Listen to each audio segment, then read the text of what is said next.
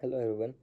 आज हम second test का फोर्थ क्वेश्चन करेंगे, जिसमें हम iterative methods and direct methods के बीच में कंपैरिजन देंगे। Hello guys. आज हम क्वेश्चन करने वाले हैं, बेसिकली कंपेयर करेंगे डायरेक्ट मेथड्स को और इटरेटिव मेथड्स को कि क्या क्या इनके एडवांटेजेस होते हैं और क्या इनके डिसएडवांटेजेस होते हैं। तो सबसे पहले हम इटरेटिव मेथड्स के बारे में बात करते हैं।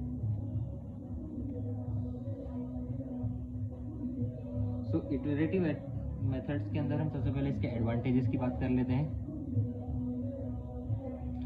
एडवांटेजेस की यदि हम बात करें तो ये फर्स्ट पॉइंट इनका ये होता है कि ये मेमोरी एफिशिएंट होती है।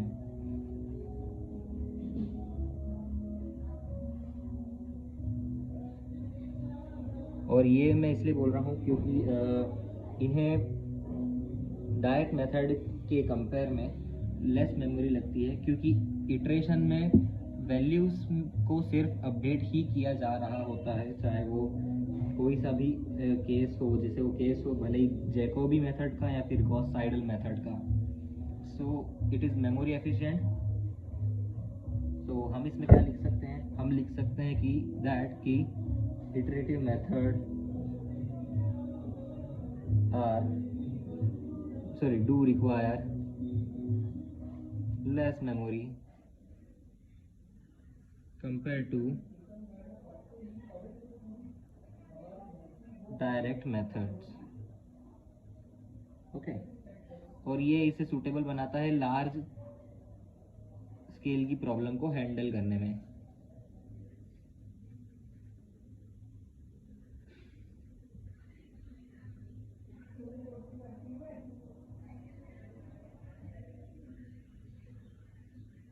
दूसरा पॉइंट इसके अंदर आ जाता है कि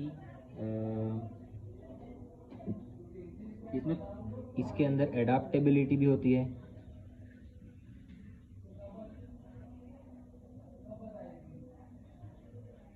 इसका मतलब ये कि जो इटरेटिव मेथड्स होती है वो आसानी से पैरेललाइज्ड हो जाती हैं, जो कि इन्हें और एफिशिएंट बनाती है पैरेलल कंप्यूटिंग का यूज़ के कंप्यूटिंग के रिसोर्सेज का यूज़ करने में।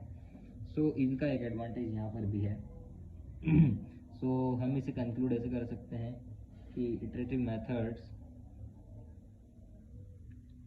Can be more easily parallelized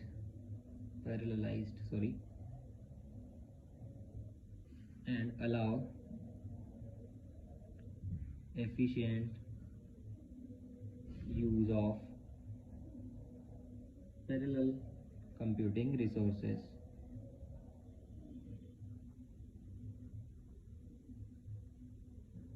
and इसका यूज़ हम ये एप्लीकेबल भी होते हैं लीनियर इक्वेशंस को सॉल्व करने के लिए। लीनियर इक्वेशन यानी कि स्पार्स से लीनियर सिस्टम जो होता है वो, जहाँ पर ज़्यादातर एलिमेंट के कोएफिशिएंट जो रहते हैं मैट्रिक्स के वो ज़ीरो होते हैं। ये एप्लीकेबल भी होता है लीनियर इक्वेशन सिस्टम को सॉल्व करने के लिए।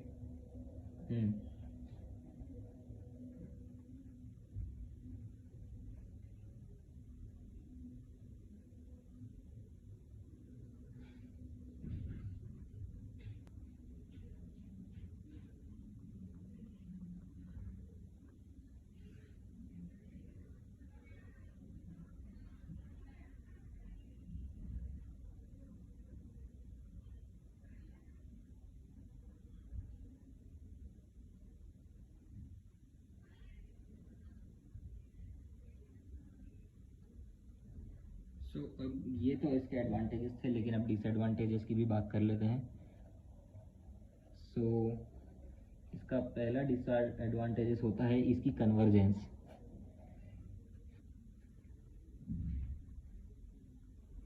यानी कि लार्ज अमाउंट में इटरेशंस लेती है किसी पर्टिकुलर वैल्यू को फाइंड करने के लिए, और इसमें कन्वर्जेंस की गारंटी भी नहीं होती।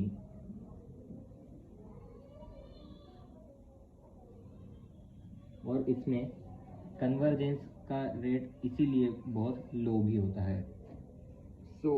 हम ये इसमें बोल सकते हैं in iterative method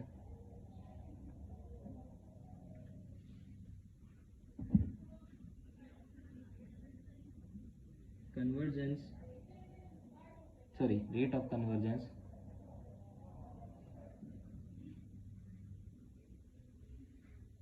can be slow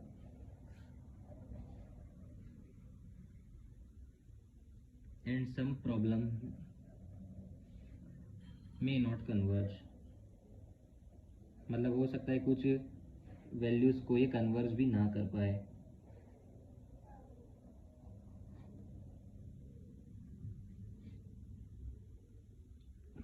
इसमें डिसएडवांटेज है इनिशियलाइजेशन का, क्योंकि इटरेटिव मेथड्स बेस्ड होती है इनिशियल गैस पर. सो हमारा एक इनिशियल गैस गलत हो जाता है तो ये पूरे आंसर को अफेक्ट करता है. सो ये भी एक इसका डिसएडवांटेज है.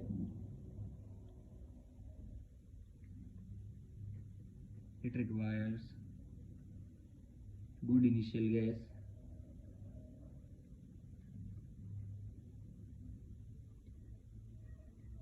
and convergence also depend on it.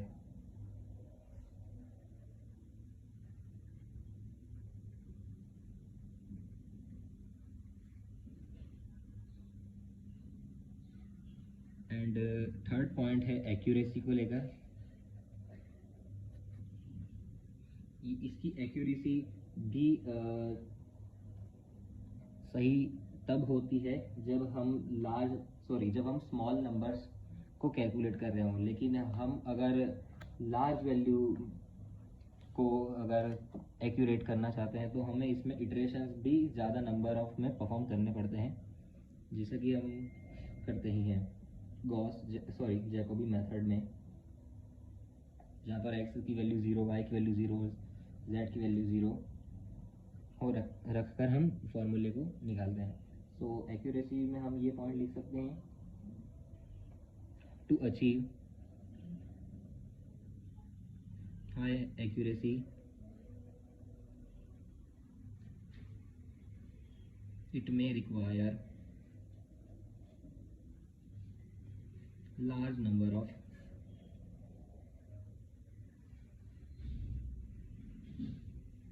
which makes it computationally expensive.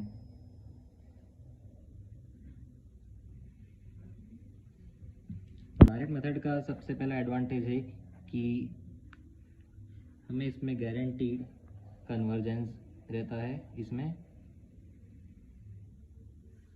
यानी कि ये हमें फाइनाइट नंबर ऑफ स्टेप्स में हमारा आंसर दे देती है.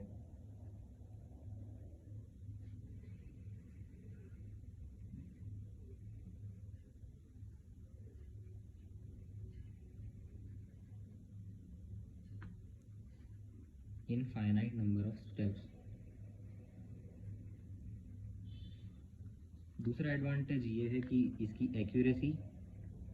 डायरेक्ट मेथड जो है हाईली एक्यूरेसी वाले सॉल्यूशन हमें प्रोवाइड करते हैं, स्पेशली वेल कंडीशन सिस्टम के अंदर. So we can write that direct method can provide high accurate result और सॉल्यूशन. एंड थर्ड एडवांटेज ये है कि ये इनिशियल गैसेस पर डिपेंड नहीं होता, नो डिपेंडेंसी.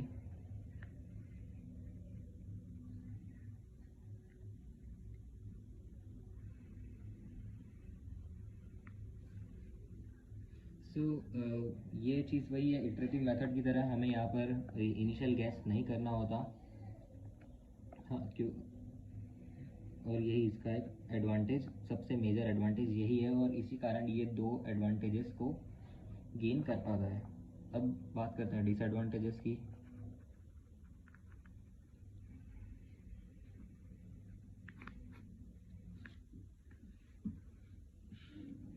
सबसे पहला डिसएडवांटेज है मेमोरी रिक्वायरमेंट.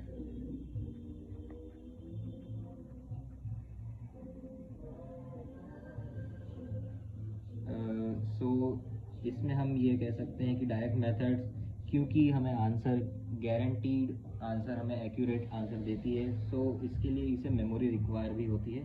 इसकी मेमोरी रिक्वायरमेंट होती है, और लार्ज सिस्टम के लिए तो स्पेशली इसे ज़्यादा मेमोरी की रिक्वायरमेंट होती है, ताकि ये मैट्रिक्स के कोएफिशिएंट्स को वो स्टोर कर सके। जैसे कि गॉस एलिमिनेशन मेथड होती है, जिसमें हम डायगोनली वैल्यू लेकर लोअर ट्रायंगल को या अपर ट्रायंगल को ज़ीरो करते हैं। सो फर्स्ट डिसएडवांटेज हमारा मेमोरी रिक्वायरमेंट है। So we can write that direct method में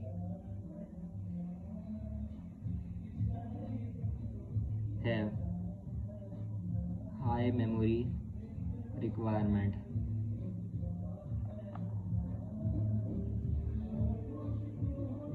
especially for large system.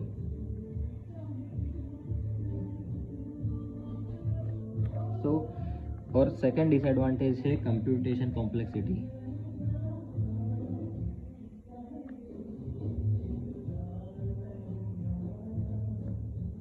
Computation complexity direct methods में बिल्कुल हाई होती है, क्योंकि ये हमें फाइनाइट नंबर ऑफ स्टेप्स के अंदर आंसर देते हैं और लार्ज सिस्टम रहता है, तो बिल्कुल हमें कंप्यूटेशनल कॉम्प्लेक्सिटी इसमें हाई देखने को मिलती है। और स्पेशली जब हमारे मैट्रिक्स डेंस हो यानी कि उसमें वैल्यूज़ यदि पॉइंट वाइज दी हो, सो हमें कंप्यूटेशनल कॉम्प्लेक्सिटी इसमें हाई मिलती है। सो हम ये लिख सकते हैं that the computational complexity of direct method